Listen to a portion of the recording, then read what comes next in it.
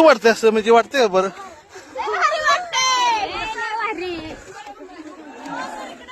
असं वाटतं ना रोपीन जाय पाहतो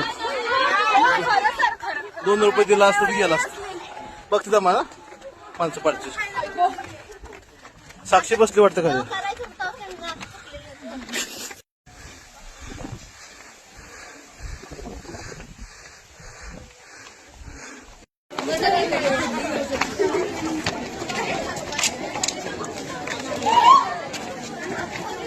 चला पहिली दुसरीच्या मुली बालवाडी छोटा शिशू मोठा शिशू अंगणवाडीच्या मुली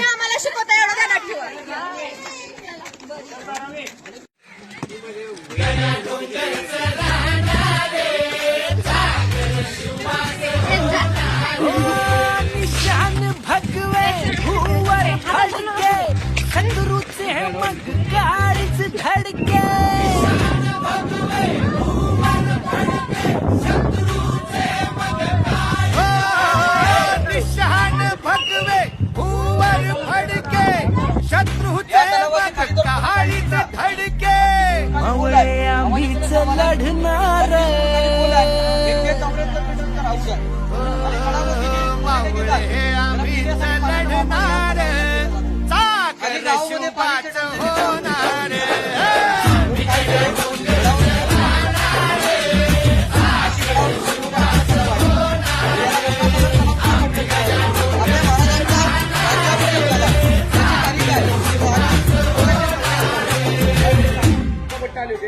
यांनी 7 नद्यांचं पाणी आणलं होतं आणि राज्याभिषेक झाल्यानंतर जे उरलेलं पाणी राहिलं ते या तलावमध्ये विसर्जित केलं म्हणून ते गंगासागर तलाव.